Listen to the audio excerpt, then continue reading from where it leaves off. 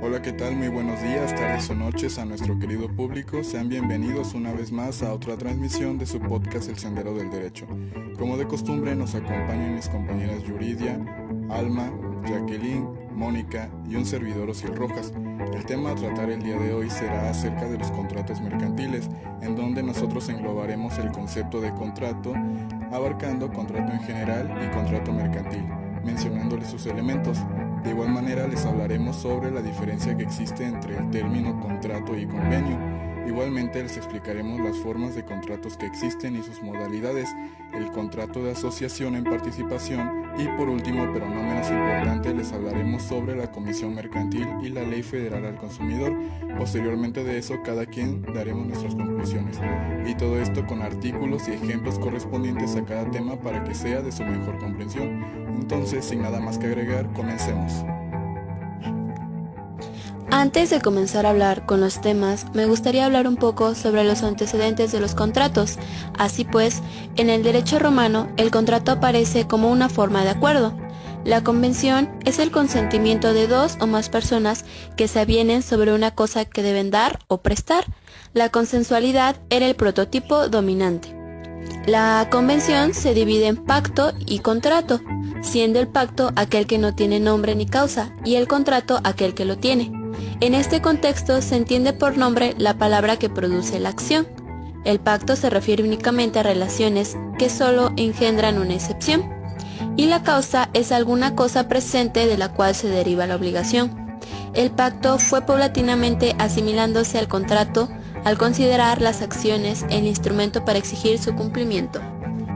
Así es, y además en el derecho romano el contrato se aplica a todo acuerdo de voluntades dirigido a crear obligaciones civilmente exigibles y estaba siempre protegido por una acción que le atribuía plena eficacia jurídica. Ahora que terminamos de hablar sobre sus antecedentes, podemos continuar con la definición de lo que es el contrato. En primer término, cabe mencionar que el contrato es una de las más importantes instituciones de todo el derecho civil y mercantil también, ya que gracias a él todas las personas pueden relacionarse jurídicamente y económicamente de las maneras más diversas, transmitiéndose bienes, transmitiendo obligaciones, etc. Es la más amplia fuente generadora de obligaciones y cuando hablamos de contrato hablamos de la manifestación expresa de voluntad, la cual es el sentir de querer comprometerse a realizar una actividad. Asimismo, el artículo 1796 del Código Civil Federal nos explica que los contratos se perfeccionan por el mero consentimiento, excepto aquellos que deben revestir una forma establecida por la ley. Pues, desde que se perfeccionan, obligan a los contratantes no solo al cumplimiento de lo expresamente pactado, sino también a las consecuencias que, según su naturaleza, son conforme a la buena fe, al uso o a la ley. Entonces, en otras palabras, podemos decir que el contrato es un acuerdo de voluntades, ya sea verbal o escrito, manifestado entre dos o más personas. También es un acuerdo de voluntades que genera derechos y obligaciones relativos, es decir, solo para las partes contratantes y sus causavientes. Y si se preguntan qué es su causaviente, es aquella persona que por la transmisión adquiere básicamente los derechos de otra persona.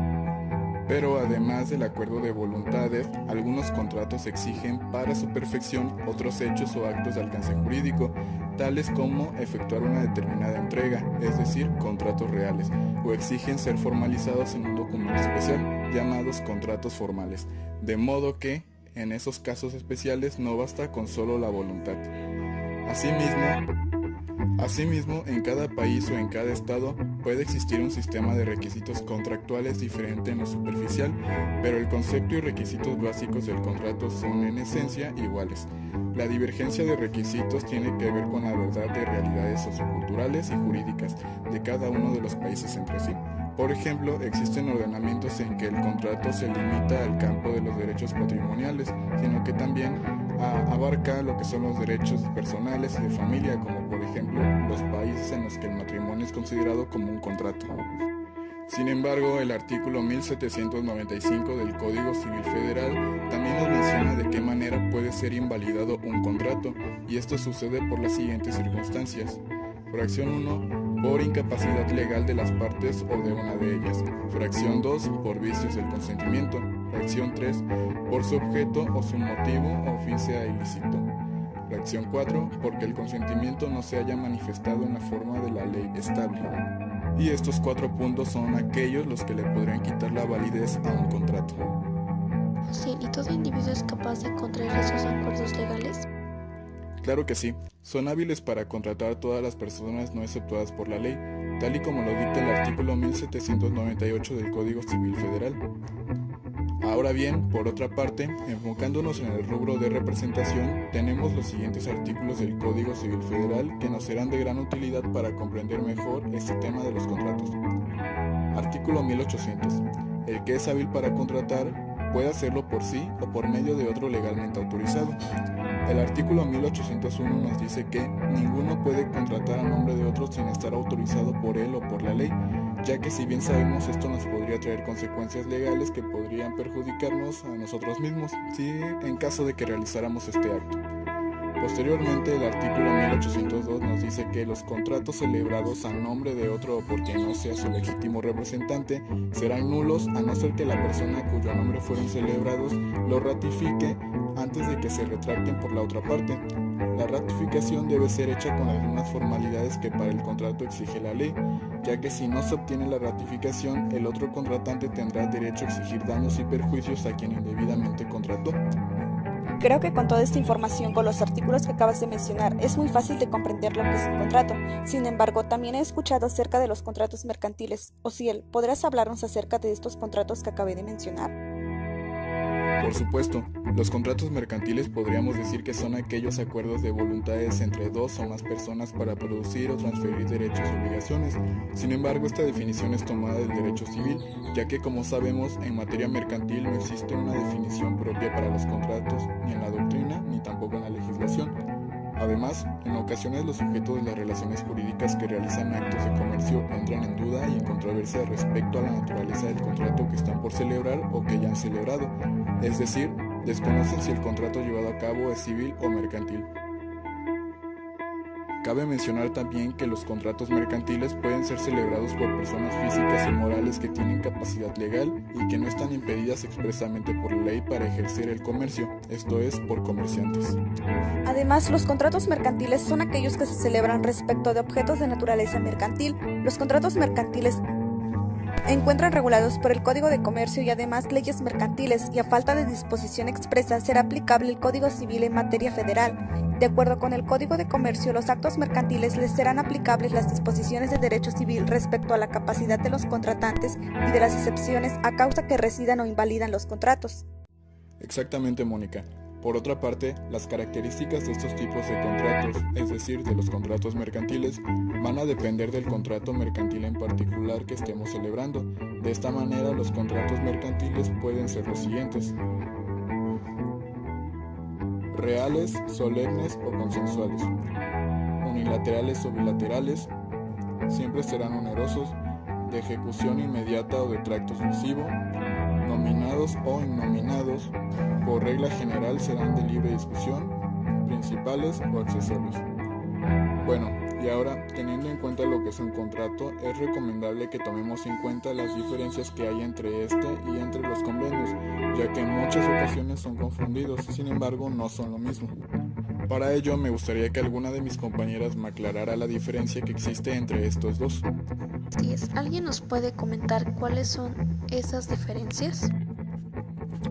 Claro, se puede decir que un contrato es un arreglo bilateral que establece una relación jurídica entre las partes involucradas, y un convenio es un acuerdo voluntario que no se encuentra sujeto a la ley. Siempre puede existir un convenio sin haber contrato, pero para que se lleve a cabo un contrato siempre debe de haber un convenio. El convenio puede darse de forma oral casi siempre, aunque también puede darse por escrito. Y el contrato, además de ser necesario que se establezcan por escrito, también es común que sean registrados o avalados por una autoridad o un tercero. El contrato generalmente se realiza en los negocios y en el ambiente laboral, y el convenio normalmente se da en un contexto social o familiar y también en el ámbito educacional. Siempre puede existir un convenio sin haber contrato, pero para que se lleve a cabo un contrato siempre debe de haber un convenio.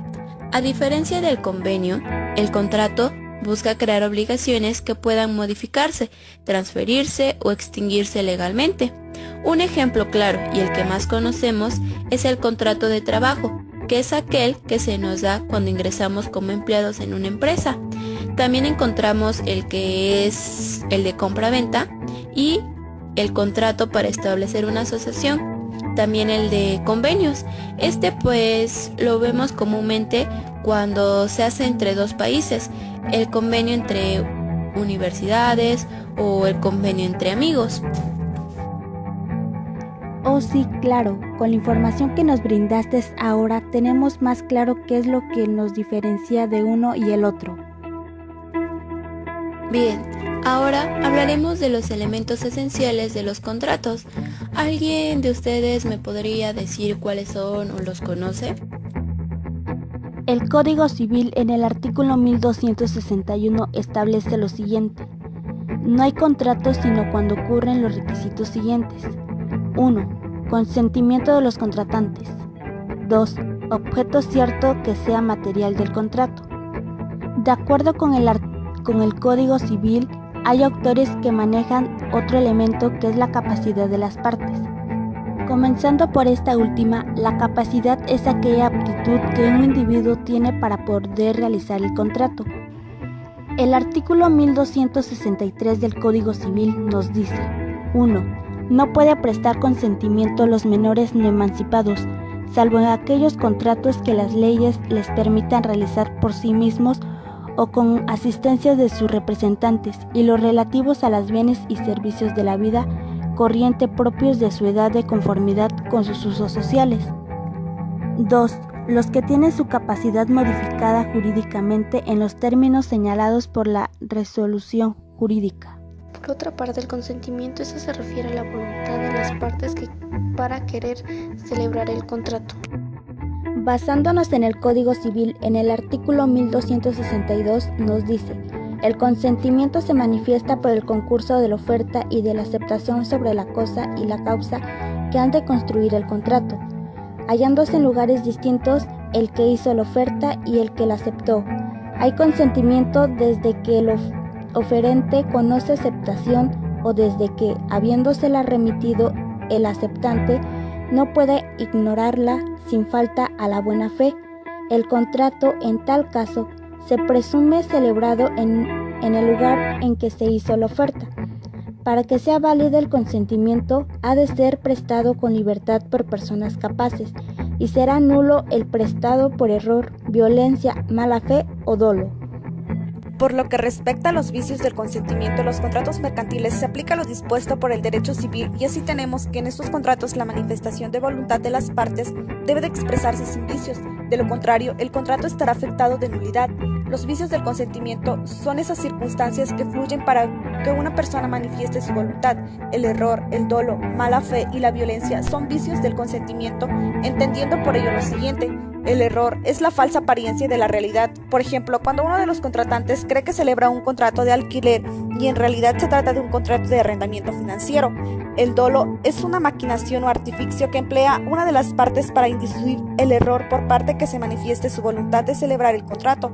Por ejemplo, una persona ofrece transportar mercancía a otra, haciéndola creer que la mercancía llegará a su destino en menor tiempo del estipulado, y no es así. La mala fe se produce cuando uno de los contratantes advierte el error en que cae la otra parte y omite hacérselo saber. Por ejemplo, cuando una de las partes contratantes advierte que la otra parte aceptó celebrar un contrato de compra-venta de mercancía pensando que cuenta con garantía, cuando en realidad no es así. La violencia se produce cuando se emplea fuerza física o amenaza que ponga en peligro la vida, la honra, la libertad, la salud o una gran parte de los bienes del contratante, de su cónyuge, de sus ascendientes o descendientes. Por ejemplo, cuando uno de los contratantes firma un contrato en virtud de alguna que fue agredida físicamente por la otra parte. Otro elemento es el objeto. El objeto del contrato debe ser posible, lícito y determinado, sin la necesidad de un nuevo acuerdo en partes, aunque puede preverse que un contrato tenga un objeto que no conlleve una ventaja patrimonial. Es necesario que aquel pueda ser valorado económicamente. Así facilita el cumplimiento judicial del mismo mediante la oportuna indemnización.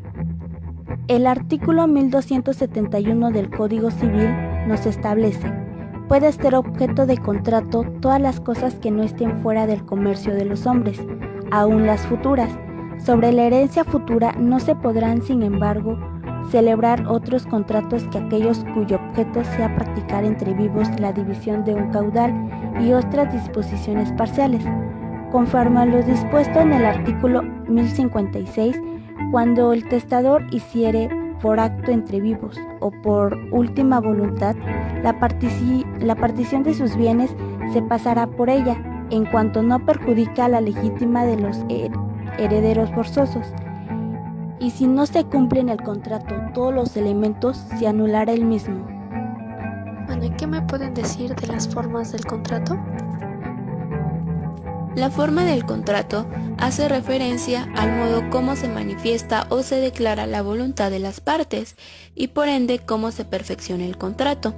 Se afirma que todos los contratos presuponen una forma, puesto que la voluntad de las partes debe inexorablemente exteriorizarse de algún modo, ya sea verbal, escrito o en ocasiones por medio de falta concluyéntica. Se debe entender por forma el conjunto de las prescripciones de la ley respecto de las solemnidades que deben observarse al tiempo de la formación del acto jurídico. Tales son la escritura, la presencia de testigos, que el acto sea hecho por escribano u oficial público o con el concurso del juez del lugar, etc. En cuanto a la forma en el sentido estricto, está referido a un medio concreto y determinado para la exteriorización de la voluntad contractual, exigiéndose en algunos casos la obligatoriedad de determinada forma bajo pena de nulidad. Aparecen así los contratos solemnes, y por lo contrario, los contratos no formales son aquellos en que la forma no es un presupuesto necesario para la validez. Entonces, en este sentido, la forma es un plus que le añade a la voluntad y que en todo caso, por mandato de la ley o por el acuerdo de las partes, condiciona la validez del contrato a su realización. Contrato que por acuerdo de voluntades de las partes existe, pero cuya validez y, por consiguiente, su eficacia dependerá de dicha forma. Así es, y en partes más resumidas, se concluye que la forma es la manera por medio de la cual se manifiesta la declaración de la voluntad de las partes, o sea, el aspecto exterior que ésta presenta. Se trata de otro elemento esencial e indispensable de la contratación. Entre las formas expresas está la verbal, expresada por medio de palabras. Por ejemplo, se podría decir que cuando se menciona quiero celebrar el contrato o quieres comprarme o alquilarme una casa, ahí estamos haciendo uso de la expresión verbal. También tenemos la escrita, que es cuando las partes suscriben un documento privado, ya sea firmado por ellas o público, con intervención de un funcionario público. Y la forma escrita puede realizarse de dos maneras, ya sea mediante documento privado o a través del documento público. Ah, sí, tengo entendido que en el privado se lleva a cabo por los propios contratantes mediante la plasmación material escrita del acuerdo contractual, y los documentos públicos extendidos o autorizados por empleados o funcionarios públicos dentro del ámbito de sus competencias tienen una mejor condición probatoria. Pues sí tienes algo de conocimiento de lo que estamos hablando. Bueno, otras formas serían las formas tácitas. Estas ocurren cuando sin que la o las partes manifiesten su voluntad de contratar, comienzan la ejecución del contrato. Por ejemplo, tomar una golosina y entregar el dinero correspondiente sin mediar palabra. Los contratos no formales son aquellos cuya validez y eficacia dependen solamente de la voluntad de las partes, la que perfecciona por sí sola el negocio. En cambio, los contratos formales son aquellos que requieren de una solemnidad especial, ya sea otorgada por ley o por voluntad de las partes. Ante lo explicado, puede dar el siguiente ejemplo. Cuando se arrienda un piso o se compra una finca oralmente, que estamos utilizando el contrato verbal, o mediante papeles, que aquí aplica el contrato escrito. En ambos casos el resultado será el mismo. Las partes quedarán obligadas a respetar la palabra dada y a cumplir el compromiso contraído respecto de la contraparte. Si no quiere incurrir en responsabilidad, Asumida la obligación por las partes, ambas deben de cumplirlas. Y ahora seguimos con las modalidades de los contratos, que se refieren simplemente a los acuerdos que se llevan dentro de dos personas, que éstas exigen el cumplimiento de una obligación y generan derechos. Y perfectamente sabemos que para los contratos sean válidos, las partes deben de estar capacitadas legalmente para contratar. Así las partes deben ser menores de 18 que estén legalmente emancipados o personas entre 16 y 18 que tengan autorización de sus padres. No podrán firmar un contrato los incapacitados, y estas son las debidas restricciones para que se puedan firmar contratos. Asimismo, no hay contratos sino cuando concurren los requisitos siguientes. Número 1. Consentimiento de los contratantes. Número 2. Objeto cierto que sea materia del contrato. 3. Causa de la obligación que se establezca de acuerdo al artículo 1261 del Código Civil.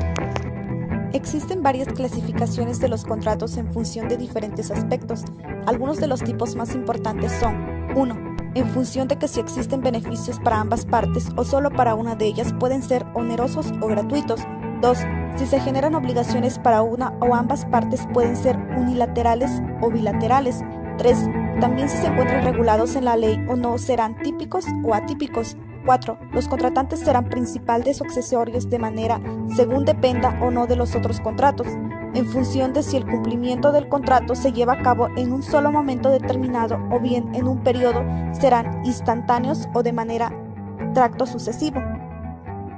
Bueno, pues en una primera modalidad de contratos es el contrato de compraventa, el cual se denomina como un acuerdo entre dos partes por el que una persona, es decir, el vendedor, se compromete a entregar una cosa determinada a otra, el comprador, a cambio de una cantidad de dinero. Por lo tanto, este contrato conlleva una serie de obligaciones y derechos para cada una de las partes. En un contrato de compraventa, el vendedor se compromete a entregar una cosa al comprador a cambio de una cantidad de dinero. Esta figura contractual es una de las más importantes y se encuentra regulada en el artículo 1445 del Código Civil. Daremos paso a las distintas características de un contrato de compraventa, en el cual consiste que es bilateral, ya que produce obligaciones para las dos partes. Es oneroso porque supone prestaciones y cargas recíprocas para ambas partes. Por un lado, es consensual para bienes muebles, puesto que la perfección de este contrato se produce por el mero consentimiento entre las partes. Y por otro lado, es formal para bienes inmuebles, porque debe constar siempre por escrito. Es traslativo de dominio, porque sirve para transmitir la propiedad. Y por último, se trata de la principal forma de adquisición e intercambio de riqueza. Estos han sido las características generales de todo contrato de compraventa, y ahora daremos paso a los elementos de este contrato. Un contrato de compraventa está formado por tres elementos, que son el objeto, el sujeto y el precio. Partes o sujetos. Se refiere al vendedor y al comprador. Ambas pueden ser personas físicas o jurídicas.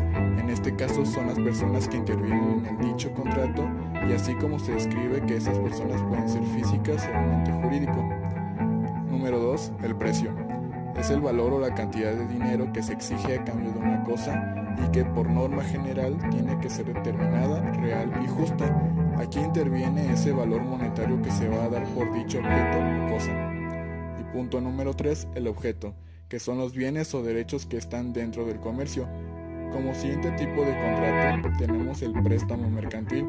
Es aquel mediante el cual una persona llamada prestamista cede la prioridad de una suma de dinero u otras cosas fungibles a otra persona llamada prestatario, a cambio de la devolución de algo de la misma especie y calidad o su equivalente en dinero. Al igual, el Código Civil regula el préstamo mercantil en su artículo 1740 como un contrato real, de modo que el contrato no se inicia hasta que se ha entregado el bien al prestatario. Sin embargo, se puntualiza el carácter dispositivo de esta norma jurídica, que indica el carácter real del préstamo, y para que un préstamo sea considerado mercantil y no civil, debe reunir dos circunstancias de acuerdo al artículo 311 del Código de Comercio y sucesivos, que son: número 1. Una de las partes del préstamo debe ser un comerciante. A esos efectos se considera comerciante a todas las sociedades mercantiles y a todas las personas físicas que, teniendo capacidad para ejercer el comercio, se dediquen a él habitualmente. Y número 2, que las cosas prestadas deben utilizarse en actos de comercio, que no obstante, la ley del impuesto sobre transmisiones patrimoniales y la ley del IVA recogen que los préstamos realizados por particulares y empresas en el ejercicio de su actividad respectivamente resultan exentos de tributación. Según la doctrina dominante, el préstamo mercantil goza de las siguientes notas características. Traslativo de dominio. El prestamista se obliga a entregar la propiedad de la cosa o dinero y el préstamo puede disponer de la cosa prestada comprometiéndose a su devolución en especie o su equivalente de dinero. Principal. No depende de otro contrato para su existencia y validez. Tiene fines y vida propia. Estos quieren decir que se puede hacer cargo de una propiedad, de una cosa o dinero, pero se debe tener la conciencia de devolución y como siguientes son: unilateral, solo produce obligaciones en una de las partes. El prestatario, aunque sí se acuerde entre las partes, también se puede considerar bilateral. Contrato real. Los efectos del préstamo no surgen hasta que se realiza la entrega de la propiedad. Estas características significan que solo tendrán obligaciones una parte o puede llegar a ser bilateral, pero con las debidas restricciones. Gratuito por naturaleza y oneroso por excepción. Es gratuito porque el prestatario no está obligado a pagar contraprestación alguna si no se pacta expresamente, aunque en la práctica comercial el carácter profesional de los prestamistas deriva a que se incluya la honestidad de los contratos. Conmutativo. Desde el momento que las partes celebran el contrato, conocen las cargas y los gravámenes que se encuentran determinados en el mismo. Principalmente en esas características se denomina para que exista contraprestación alguna y como último se denominan las siguientes características.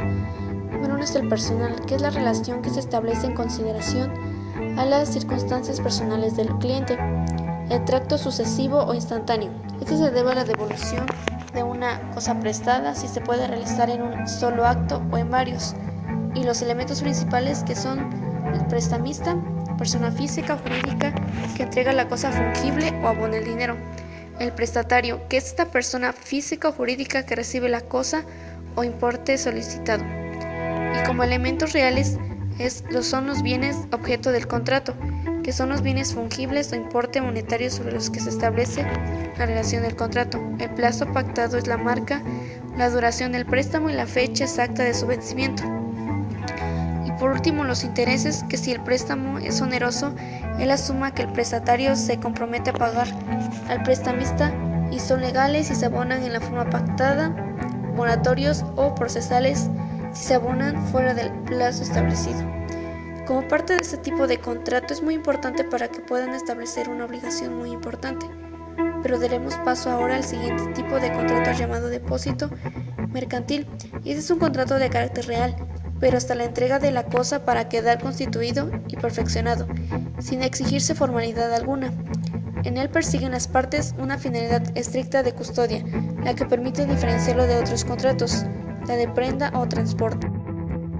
Ahora denotaremos el siguiente tipo de depósito, que es el contrato mercantil irregular, que hace referencia al depósito de cosas fungibles que no son previamente especificadas.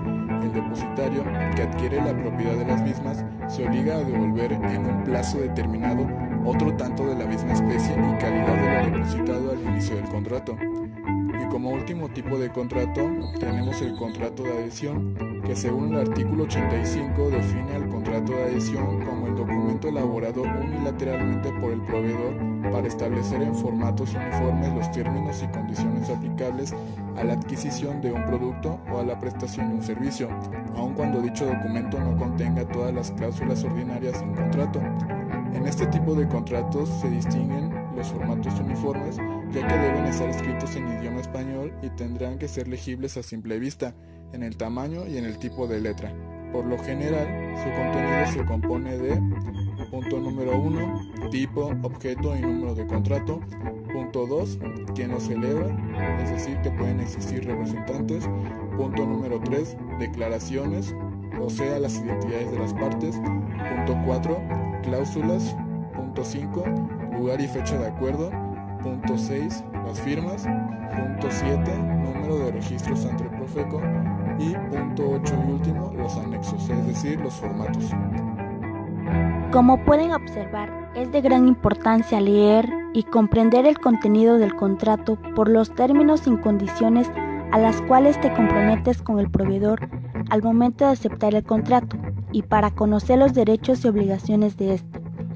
Además, como punto importante, reconocemos que Profeco tiene a tu disposición el registro público de contratos de adhesión, en el cual, a través de un análisis de los contratos obligatorios o voluntarios proporcionados por los proveedores y sus documentos anexos, esta institución revisa que se ajusten a los dispuestos por la Ley Federal de Protección al Consumidor, a las normas oficiales mexicanas correspondientes o cualquier otra disposición derivado del análisis. Puede otorgar o no su inscripción al registro o solicitar cambios al contrato. Como siguiente punto, hablaremos de los contratos de asociación en participación, que según la Ley General de Sociedades Mercantiles en el artículo 252 nos dice que la asociación en participación es un contrato por el cual una persona concede a otras que le aportan bienes o servicios una participación en las utilidades y en las pérdidas de una negociación mercantil o de una o varias operaciones de comercio. Por consiguiente, les voy a mencionar algunos artículos que son importantes dentro de este contrato, como lo es, por ejemplo, el artículo 254 de la misma ley, que nos dice que el contrato de asociación en participación debe constar por escrito y no estará sujeto a registro. Otro es el artículo 256. El asociado obra en su nombre propio y no habrá relación jurídica entre los terceros y los asociados. Y el artículo 257 que nos dice que respecto a terceros, los bienes aportados pertenecen en propiedad al asociante, a no ser que por la naturaleza de la aportación fuera necesaria alguna otra formalidad o que se estipule lo contrario y se inscriba la cláusula relativa en el registro público de comercio del lugar donde el asociante ejerce el comercio, aun cuando la estipulación no haya sido registrada, surtirá sus efectos si se prueba que el tercero tenía o debía tener conocimiento de ella. Hay que tener en cuenta que según el artículo 258 de la Ley General de Sociedades Mercantiles, dice que, salvo pacto en contrario para la distribución de las utilidades y de las pérdidas, se observará lo dispuesto en el artículo 16. Las pérdidas que correspondan a los asociados no podrán ser superiores al valor de su aportación. Artículo 259. Las asociaciones en participación funcionan, se disuelven y liquidan a falta de estipulaciones especiales por las reglas establecidas para las sociedades en nombre colectivo, en cuanto no pugnen con las disposiciones de este capítulo. Asimismo, las partes que intervienen en el contrato, como número 1, tenemos al asociante, que es aquella persona a quien se le transmite la propiedad de bienes o quien recibe la prestación de servicios por parte del asociado, con la finalidad de utilizarlos en la realización de una actividad determinada, a cambio de los bienes o servicios que percibe. El asociante comparte con el asociado las ganancias y las pérdidas obtenidas. El asociante obra en nombre propio frente a terceros. Así es, estas tienen obligaciones y son las siguientes. Punto número 1. Entregar a los asociados o asociado las utilidades y reintegrarles sus aportaciones cuando no se haya pactado la transmisión de propiedad. Número 2. Debe desempeñar sus actividades sin intervención directa del asociado. Número 3. Es el responsable de actuar como el representante legal y el encargado de la administración del negocio. Número 4. El asociante debe obrar en nombre propio y no habrá relación jurídica entre los terceros y los asociados. Número 5. El asociante es responsable administrativamente de llevar la contabilidad, expedir los CFDI, presentar declaraciones anuales, llevar control de inventarios, llevar un registro de utilidades y en general cumplir con las obligaciones fiscales. La otra parte es llamada asociado, esa es la persona que transmite las propiedades de bienes o que aporta servicios al asociante. El asociado no tiene relación con terceros acreedores o deudores del asociante. Sus obligaciones son las siguientes: disfrutar de las utilidades que se generen o correr también con las pérdidas, según sea el caso. Número 2. Darse de alta en el Registro Federal de Contribuyentes. Número 3. Los asociados deben inscribir la asociación en participación en el Registro Federal de Contribuyentes con el fin de hacer la distinción de los ingresos por posibles actividades propias. Voy a comentar que la finalidad de este contrato es facilitar la obtención de un crédito para la realización de una actividad económica que produzca ganancias. Y por otro lado les voy a mencionar los elementos de existencia, los cuales son consentimiento de las partes, objeto que puede ser materia del contrato. Los elementos de validez son que es capacidad legal de las partes, ausencia de vicios de la voluntad, que tengan un objeto lícito y formalidades de acuerdo a lo que la ley contemple. Basándonos ahora en las leyes de protección, tenemos la famosa Ley de Protección al Consumidor. En 1976 se promulgó la Ley Federal de Protección al Consumidor, LFPC, y surgió Profeco como la institución encargada de defender los derechos de los consumidores, prevenir abusos y garantizar relaciones de consumo justas. Es una ley promulgada por el presidente de la República, Carlos Salinas de Gortari, que tiene como objetivo lo siguiente. El objeto de esta ley es promover y proteger los derechos y cultura del consumidor y procurar la equidad, certeza y seguridad jurídica en las relaciones entre proveedores y consumidores.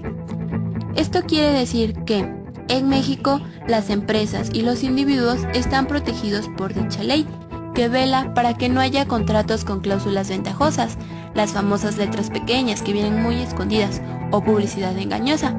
También se encarga de velar por los intereses de los consumidores y de dar certeza jurídica en la relación entre proveedores y consumidores. México se convirtió en el primer país latinoamericano en crear una procuraduría y el segundo con una ley en la materia. Entonces, se entiende por derechos del consumidor al conjunto de normativas y leyes que tiene como propósito principal asegurar la defensa de cualquier tipo de consumidor ante circunstancias en las cuales no se respete su poder o su posición del consumidor. Qué bueno que tengamos derechos por ser consumidores. Y ahora, ¿nos podrías mencionar algunos derechos básicos que podemos encontrar en esa ley? Hay 7 derechos básicos. El primero es el derecho a la información.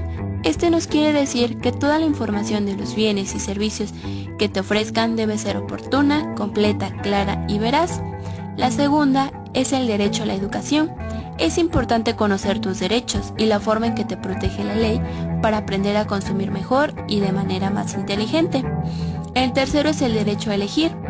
Es más que nada que al escoger un producto o servicio, nadie te pueda presionar, condicionar la venta, exigir pagos o anticipos sin que hayas firmado un contrato. El cuarto, que es el derecho a la seguridad y calidad. Los bienes y servicios deben de cumplir con las normas y disposiciones en materia de seguridad y calidad. El quinto es el derecho a no ser discriminados. Nadie te puede negar un producto o servicio, ya sea por tu sexo, raza, religión, condición económica, nacionalidad, orientación sexual, ni por tener alguna discapacidad. El sexto es el derecho a la compensación. Si te venden un producto de mala calidad, tienes derecho a que se te reponga o a que te devuelvan tu dinero y en su caso a una bonificación no menor a 20% del precio pagado. El séptimo es el derecho a la protección. Cuando algún proveedor no respete tus derechos o cometa abusos en contra de los consumidores. Y si en algún momento el consumidor siente que se están violando sus derechos, existen 2 vías para hacerlos valer, ya sea la administrativa o la jurisdiccional. ¿Y a qué se le puede llamar consumidor o proveedor? Bueno, en su artículo 2 dice: para los efectos de esta ley se entiende por consumidor la persona física o moral que adquiere, realiza o disfruta como destinatario final bienes, productos o servicios. Se entiende también por consumidor a la persona física o moral que adquiere, almacena, utilice o consuma bienes o servicios con objeto de integrarlos en procesos de producción, transformación, comercialización o prestación de servicios a terceros, únicamente para los casos a los que se refieren los artículos 99 y 117 de esta ley. Los consumidores poseen el derecho a que los mercados les ofrezcan la mayor cantidad de bienes y servicios a los mejores precios y con apropiados estándares de calidad y seguridad. Por ello, los consumidores necesitan tanto de información como de leyes apropiadas, así como de políticas públicas que controlen y garanticen su cumplimiento. Y a proveedor se le conoce como la persona física o moral que habitual o periódicamente ofrece, distribuye, vende, arrienda o concede el uso o disfrute de bienes, productos y servicios. Ahora, por último, hablaremos sobre la comisión mercantil en su título tercero, pero para ello debemos saber algunos términos para poder proceder, como por ejemplo lo que es el comisionista mercantil y qué debemos saber sobre esta figura. El contrato de comisión mercantil está previsto para regular operaciones esporádicas no habituales, en las que el comitente encarga al comisionista la realización de actividades puntuales a cambio de una comisión. La principal diferencia entre agente y comisionista es que la actividad del primero es estable y la del segundo no, pues puede que como empresario o comerciante se haya visto necesitado en alguna ocasión de rodearse o de contar con otras personas que le auxilien en el desarrollo de su actividad económica. En este ámbito reviste particular interés la problemática relativa a los supuestos de colaboración destinados a facilitar la promoción o la conclusión de contratos por cuenta de otros empresarios. Son de destacar, entre otros colaboradores, figuras clásicas como los comisionistas, los agentes y los corredores o mediadores. Por otra parte, el contrato de comisión mercantil es un típico contrato de colaboración entre dos comerciantes o entre un comerciante y otra persona por el que una de las partes, el comisionista, se obliga a realizar por encargo y cuenta de la otra comitente una o varias operaciones mercantiles a cambio de una comisión pactada previamente. Su regulación general viene establecida en el título tercero de los artículos 244 a 280 del Código de Comercio. Así pues, el título tercero de la Comisión Mercantil en su sección primera nos habla de los comisionistas. El artículo 244 nos dice que se reputará comisión mercantil el mandato cuando tenga por objeto un acto u operación de comercio, ya sea comerciante o agente mediador de comercio, el comitente o el comisionista. Artículo 245. El comisionista podrá desempeñar la comisión contratando en nombre propio o en alguno del comitente. Artículo 246. Cuando el comisionista contrate en nombre propio no tendrá necesidad de declarar quién sea el comitente y quedará obligado de un modo directo como si el negocio fuese suyo con las personas con quienes contratase, los cuales no tendrán acción con el comitente ni este con aquellas, quedando a salvo siempre lo que respectivamente corresponda al comitente y al comisionista entre sí. El artículo 247 nos menciona que si el comisionista contratase en nombre del comitente deberá manifestarlo, y si el contrato fuese por el escrito, expresarlo en el mismo o en la antefirma declarando el nombre, apellido y domicilio de dicho comitente. En el caso prescrito en el párrafo anterior, el contrato y las acciones derivadas del mismo producirán su efecto entre el comitente y las personas o personas que contrataren en el comisionista, pero quedará esto obligado con las personas con quienes contrató mientras no pruebe la comisión, si el comitente le negare sin perjuicio de la obligación y acciones respectivas entre el comitente y el comisionista. El artículo 248 dice que en el caso de rozar a un comisionista el encargo que se le hiciere, estará obligado a comunicarlo al comitente por medio más rápido posible, debiendo confirmarlo en todo caso por el correo más próximo al día en que se recibió la comisión. Lo estará asimismo a prestar la debida diligencia en la custodia y conservación de los efectos que el comitente le haya remitido, hasta que esté designado un nuevo comisionista en vista de su negativa o hasta que, sin esperar nueva designación, el juez o tribunal se haya hecho cargo de los efectos a solicitud del comisionista. La falta de cumplimiento de cualquiera de las obligaciones establecidas en los dos párrafos anteriores constituye al comisionista en la responsabilidad de indemnizar los daños y perjuicios que por ello sobrevengan al comitente. El artículo 249 menciona que se entenderá aceptada la comisión siempre que el comisionista ejecute alguna gestión en el desempeño del encargo que le hizo el comitente que no se limite a la determinada en el párrafo segundo del artículo anterior. Artículo 250. No será obligatorio el desempeño de las comisiones que exijan provisión de fondos aunque se hayan aceptado mientras el comitente no ponga a disposición del comisionista la suma necesaria al efecto. Asimismo, podrá el comisionista suspender las diligencias propias de su cargo cuando, habiendo invertido las sumas recibidas, el comitente rehusare la revisión de nuevos fondos que aquel le pidiere. Posteriormente, el artículo 251 menciona que, pactada la anticipación de fondos para el desempeño de la comisión, el comisionista estará obligado a suplirlos, excepto en este caso de suspensión de pagos o quiebra del comitente. Artículo 252. El comisionista que sin causa legal no cumpla la comisión aceptada o empezada a evacuar será responsable de todos los daños que por ello sobrevengan del comitente. Artículo 260. El comisionista comunicará frecuentemente al comitente las noticias que interesen al buen éxito de la negociación, participándole por el correo del mismo día o del siguiente en que hubieran tenido lugar los contratos que hubiesen celebrado. Artículo 261. El comisionista desempeñará por sí los cargos que reciba y no podrá delegarlos sin previo consentimiento del comitente, a no estar de antemano autorizado para hacer la delegación, pero podrá bajo su responsabilidad emplear sus dependientes en aquellas operaciones subalternas que según la costumbre general del comercio se confían a estos. Artículo 262. Si el comisionista hubiere hecho delegación o sustitución con autorización del comitente, responderá de las gestiones del sustituto si quedare en su elección las personas en quien había de delegar y caso contrario será su responsabilidad. Artículo 275. El comisionista que en concepto de tal hubiere de remitir efectos a otro punto deberá contratar el transporte cumpliendo las obligaciones que se imponen al cargador en las condiciones terrestres y marítimas. Artículo 176. Los efectos que se remitieren en consignación se entenderán especialmente obligados al pago de los derechos de comisión, anticipaciones y gastos del comisionista y hubiere hecho por cuenta de su valor y producto. Artículo 177. El comitente estará obligado a abonar al comisionista el premio de comisión salvo pacto en contrario. Faltando pacto expresivo de la cuota, se fijará este con arreglo al uso y práctica mercantil de la plaza donde se cumplirá la comisión. Artículo 178. El comitente estará asimismo obligado a satisfacer al contado al comisionista mediante cuenta justificada el importe de todos sus gastos y desembolsos con interés legal desde el día en que los hubiere hecho hasta su total reintegro.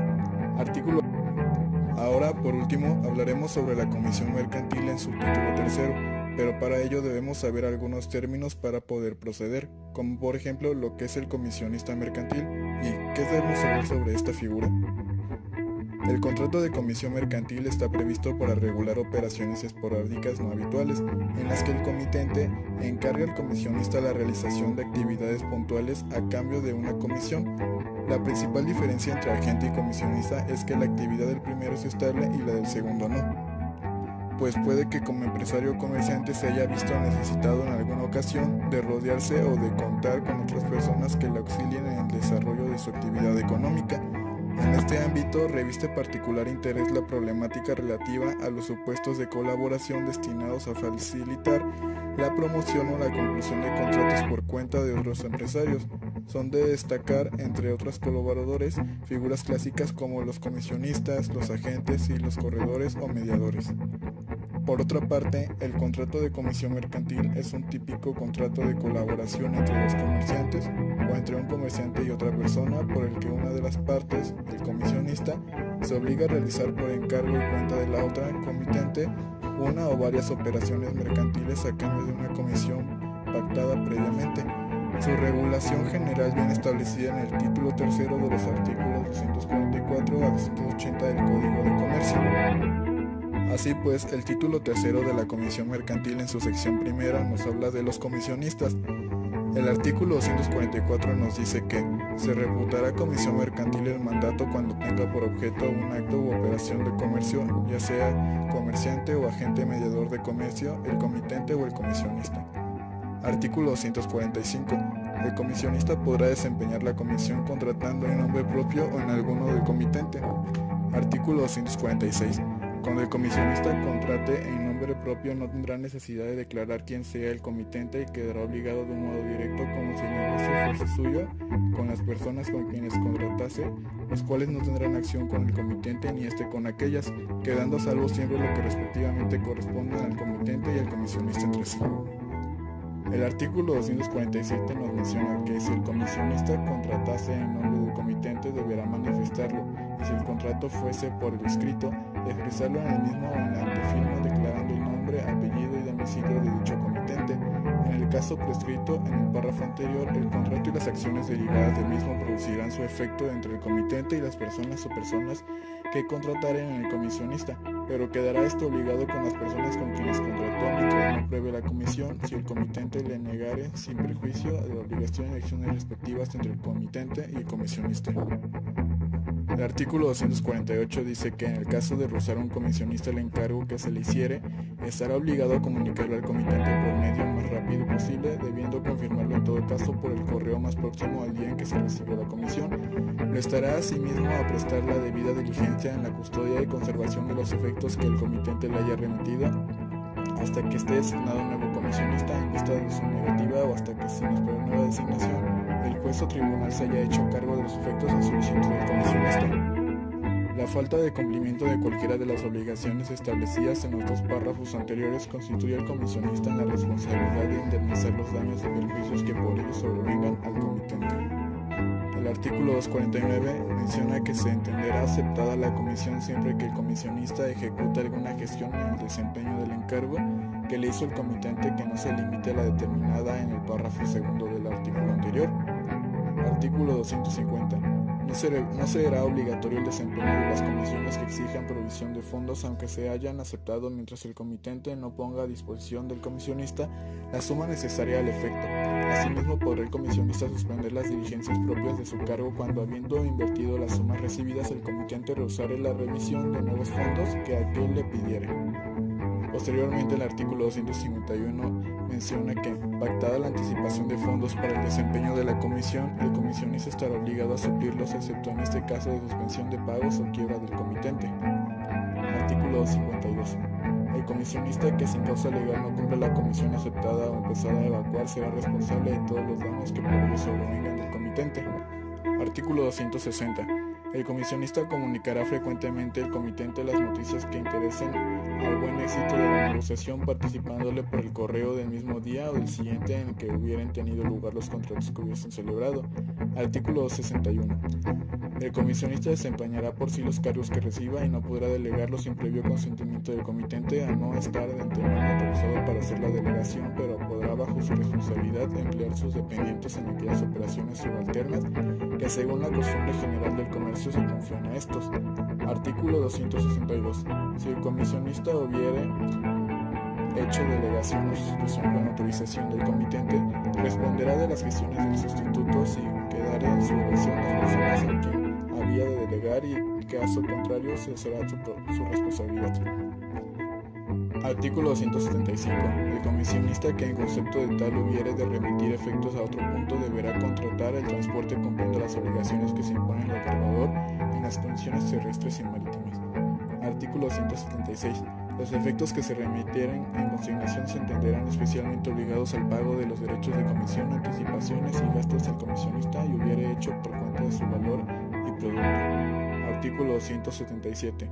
El comitente estará obligado a abonar al comisionista el premio de comisión salvo pacto en contrario. Faltando pacto expresivo de la cuota, se fijará este con arreglo al uso y práctica mercantil de la plaza donde se cumplirá la comisión. Artículo 178. El comitente estará asimismo obligado a satisfacer al contado al comisionista mediante cuenta justificada en el importe de todos sus gastos y desembolsos con interés legal desde el día en que los hubiere hecho hasta su total reintegro. Y por último tenemos los artículos 279 y 280. El artículo 279 nos menciona que el comitente podrá revocar la comisión conferida al comisionista en cualquier estado del negocio poniéndolo en su noticia, pero quedando siempre obligado a las resultas de las gestiones practicadas antes de haberle hecho saber la revocación. Artículo 280. Por muerte del comisionista o su inhabilitación se rescindirá al contrato, pero por su muerte o inhabilitación del comitente no se rescindirá, aunque puedan revocarlo sus representantes. Y es así como podemos concluir con este tema del título tercero de la Comisión Mercantil. Y posteriormente les explicaremos un contrato. Para ello, Jacqueline, ¿nos podrías hacer el favor de explicarlo? Bueno, ahora explicaremos un contrato como ejemplo claro. En este momento explicaremos el contrato de compraventa, que en este, como su nombre lo dice, se hace una compra o una venta, y en este ejemplo se explicarán las partes en general de un contrato. Como encabezado tenemos a la descripción de esta manera y dice así: el contrato de compraventa que celebran por una parte la Universidad Nacional Autónoma de México, en lo sucesivo la compradora, representa en este acto con la asistencia de, y por la otra en adelante el vendedor representado por y a tenedor de las siguientes declaraciones y cláusulas. A partir de este encabezado del dicho contrato se estipularán las respectivas declaraciones, que tratan sobre todo de aclarar específicamente qué papel juegan las partes, como en la siguiente: declara quién es el arrendador, cómo se define en su entorno, como por ejemplo declaraciones. La primera, que es que el arrendador es una corporación pública, organismo descentralizado del Estado, dotado de plena capacidad jurídica, de conformidad con el artículo de la Ley Orgánica publicada en el Diario Oficial de la Federación el 6 de enero de 1945, que tiene entre sus fines impartir educación superior y realizar investigaciones principalmente acerca de la condición y problemas nacionales y extender con la mayor amplitud los beneficios de la cultura. 2. Que la representación de esta casa de estudios recae originalmente en el rector, de conformidad en los artículos 90 de su ley orgánica y 30 de su estatuto general, que dentro de su estructura orgánico-administrativa se encuentra cuál con los recursos necesarios para el cumplimiento de este contrato.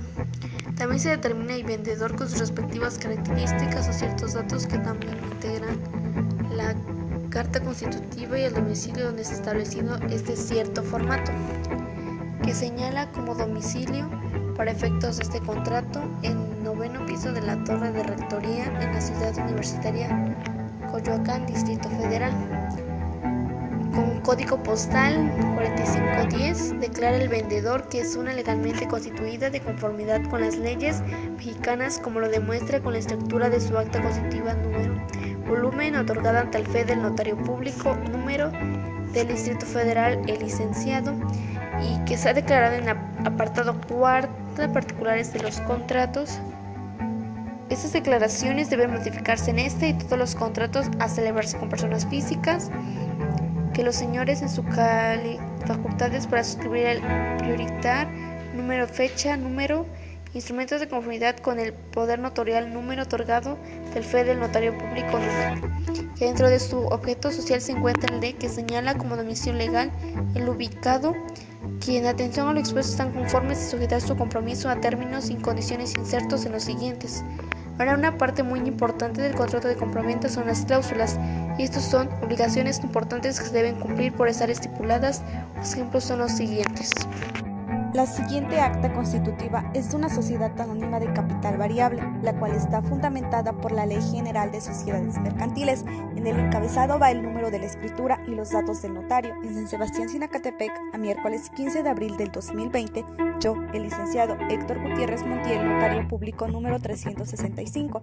A continuación es la información general concreta de la empresa, en la cual incluye el nombre de los accionistas.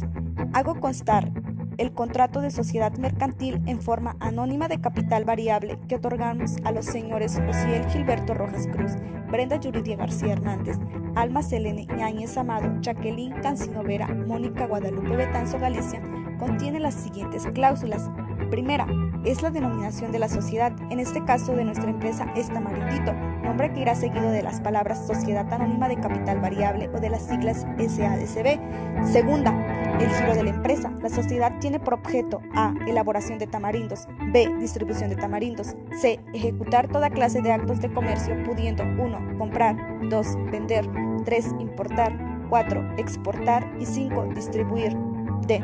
Contratar activa o pasivamente toda clase de prestaciones de servicios, celebrar contratos, convenios, así como adquirir por cualquier título patentes, marcas industriales, nombres comerciales, opciones y preferencias, derechos de propiedad literaria, industrial, artística o concesiones de alguna autoridad. E. Formar parte de otras sociedades con el objeto similar de este. F. Emitir, girar, endosar, aceptar, avalar y descontar y suscribir toda clase de títulos de crédito sin que se ubiquen los supuestos del artículo 4 de la Ley del Mercado de Valores. G. Adquirir acciones, participaciones, partes de interés social, obligaciones de toda clase de empresa o sociedades, formar parte en ellas y entrar en comandita, sin que se ubiquen los supuestos del artículo 4 de la Ley del Mercado de Valores. H. Aceptar o conferir toda clase de comisiones mercantiles y mandatos, obrando en su propio nombre o en nombre del comitente o mandante. I. Adquirir cualquier otro título, poseer y exportar toda clase de bienes muebles, derechos reales, así como los inmuebles que sean necesarios para su objeto. J. Contratar al personal necesario para el cumplimiento de los fines sociales y delegar en una o varias personas el cumplimiento de mandatos, comisiones, servicios y demás actividades propias de su objeto. K. La sociedad podrá otorgar avales y obligar solidariamente por cuenta propia, así como constituir garantía a favor de terceros. L. Realizar y emitir toda clase de actos, operaciones, convenios, contratos y títulos, ya sean civiles, mercantiles o de crédito, relacionados con el objeto social. Tercera, es la duración de la sociedad. La duración de esta sociedad será de 50 años, que se contará a partir de la fecha y firma de la escritura correspondiente. Cuarta, es el domicilio legal de la sociedad. El domicilio legal de la sociedad será el de Álvarez, número 316.598, Colonia Central, San Sebastián, Sinacatepec, y esta no examine la posibilidad de establecer agencias y sucursales en cualquier parte de la República o del extranjero y someterse a los domicilios convencionales en los contratos que celebre localmente. Todas las acciones estarán sometidos en cuanto a sus actividades y relaciones ante la sociedad a la jurisdicción o de tribunales y autoridades correspondientes del domicilio de la sociedad, que una expresa del fuero de sus respectivos domicilios personales. Sexta, esta cláusula habla del capital variable de la empresa. Su capital es variable, mínimo fijo de 5 millones de pesos, representado por 100 acciones con valor nominal de 50,000 cada una. Séptima, habla de cuando exista intervención extranjera, se tomará como reglas de observancia obligatoria las siguientes. 1. El capital social se integrará por acciones de serie A y solo podrán ser suscritas por A. Personas físicas de nacionalidad mexicana. B. Inmigrados que se encuentren vinculados con centros de decisión económica del exterior. Y C. Personas morales de México en la que su mayor capital sea nacional. El porcentaje que debe ser suscrito por mexicanos se determinará de acuerdo con la clasificación mexicana de actividades y productos que señala el reglamento de la ley para promover la inversión mexicana y regular la inversión extranjera. El porcentaje restante estará integrado por acciones de serie B y será de suscripción libre. En todo caso y en cualquier circunstancia deberá respetarse el porcentaje de capital mínimo mexicano en términos netos, y en caso de que la participación sea de inversión extranjera en el capital social pretende exceder el porcentaje fijado, deberá cumplir con lo que establece el artículo 5 del reglamento antes citado a solicitar autorización de Comisión Nacional de Inversiones Extranjeras. A partir de la 11ª cláusula empieza a hablar de la Asamblea General de Accionistas y hasta llegar a la 23ª, donde se empieza a hablar referente a la administración de la sociedad, hasta la 28ª, donde habla de la vigilancia de la sociedad. En la cláusula 36ª trata de la disolución y liquidación. En la 39ª son las cláusulas transitorias.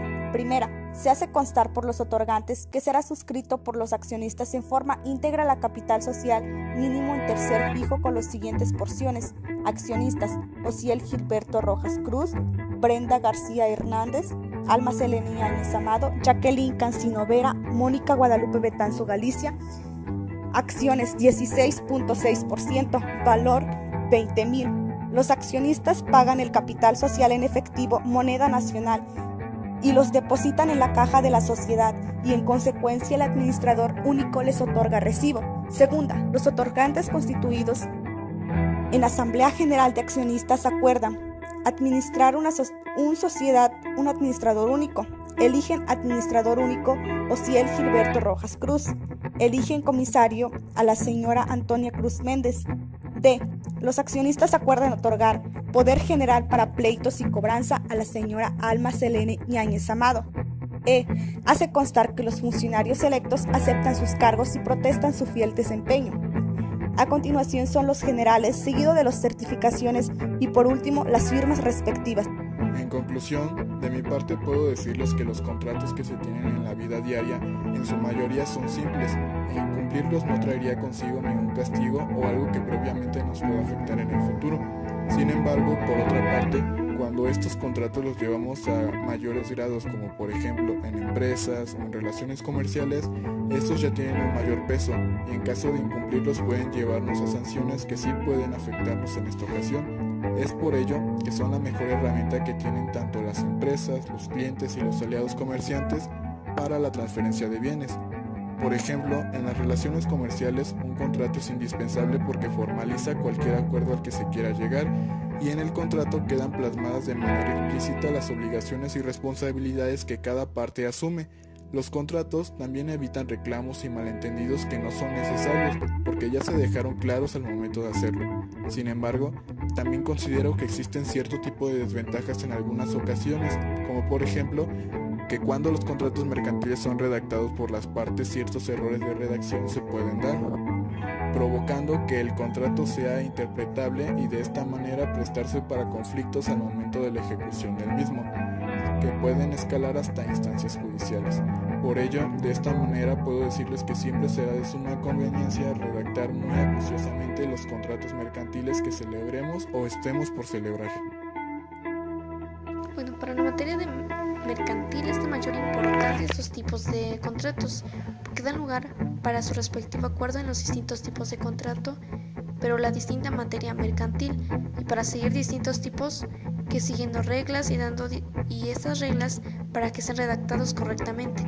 En el momento de la aplicación en nuestra vida diaria, en la carrera, debe ser por distintos índoles, compra o venta, para que se den lugar en las distintas materias.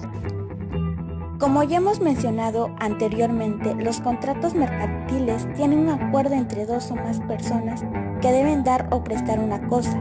Cada contrato tiene una estructura a seguir, ya que si no se cumple con la estructura y los elementos que tiene, no es validado.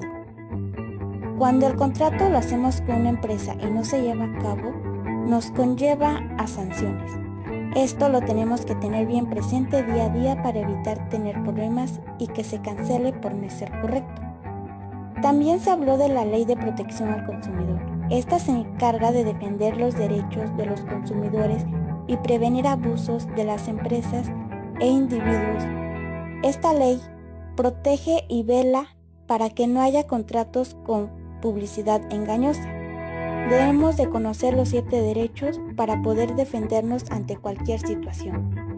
Desde mi punto de vista puedo aportar que las actas constitutivas son sumamente importantes dentro de la materia mercantil, ya que para constituir una sociedad es necesario celebrar uno de ellos independientemente del giro de la empresa, para así estipular las cláusulas necesarias y ésta sea reconocida legalmente, además que cada socio o accionista se le asigne un cargo oficial dentro de la sociedad. Además hablamos de un contrato. Los contratos cuando son celebrados ya sea por empresas, clientes o comerciantes sabemos que son de suma importancia y que es de manera más adecuada para transferir bienes. También es necesario recalcar que tanto ambas personas tienen cierta obligación para cumplir, ya que no pueden incumplir lo estipulado o de lo contrario, este será sancionado. Bueno, este tema es muy amplio y de mucha información. Siempre es bueno saber qué es lo que lleva un contrato y saber las consecuencias que se tiene al realizar uno y firmarlo sin saber lo que realmente se está firmando o tener conocimiento realmente. Con los datos que aquí les brindamos son los básicos para saber cómo se realiza y los diferentes tipos que se encuentran de contratos y cómo se llevan a cabo cada uno. Es muy importante saber cómo se realizan, ya que como vimos en la Ley Federal de Protección al Consumidor, si es que llegamos a hacer un contrato al comprar cierto producto, pues hay que saber muy bien qué cláusulas fueron realizadas y firmadas con dicho contrato, ya que si ahí se encuentra algo estipulado y que lo hayamos firmado y que ahora ya no nos guste, ya no hay vuelta atrás, pues se supone que estuvimos desde un principio de acuerdo. Es muy importante también conocer los derechos que tenemos como consumidores y hacerlos valer de cierto modo. Aquí solo dimos los básicos y los más importantes que se tienen que saber. Me pareció muy importante dar el tema de la Ley Federal de Protección al Consumidor, ya que muchas veces hemos visto que se realizan violaciones de los derechos como consumidores y no sabemos en primera que contamos con derechos para nuestra defensa y que tenemos que hacer valerlos, y en segunda, que hay una institución llamada Profeco que nos puede ayudar. Si bien estos derechos en esta situación que estamos viviendo de la pandemia los estamos haciendo valer, ya que muchos comercios o centros comerciales están abusando y suben los precios al doble, y es aquí donde hemos acudido a Profeco y han venido a supervisar que no abusen de las necesidades de los consumidores. Yo me he dado cuenta me he enterado que realmente Profeco ya vino a supervisar algunos centros comerciales como lo que son Tabarato y La Corona. Ya los vinieron a supervisar y ver a qué precios han puesto los productos de la canasta básica. En Corona, me parece, si entras al departamento ahí donde se encuentran los huevos, encuentras un papel de la Profeco y donde está escrito el precio al que deben dar el huevo en ese centro comercial, y me parece muy padre que sí hayan venido a supervisar y que pongan el precio que realmente deben de dar, porque sí estaban dando muy caro el huevo y en esta situación creo que no es válido, y que es importante que mucha gente sí sabía que existía la Profeco y hicieron valer sus derechos, y que qué padre. Y bueno, me pareció muy interesante esta edición. Espero que haya sido de mucha ayuda la información que aquí les brindamos, y si es que ya conocían algo, los datos que brindamos de más les hayan ayudado y les hayan servido mucho.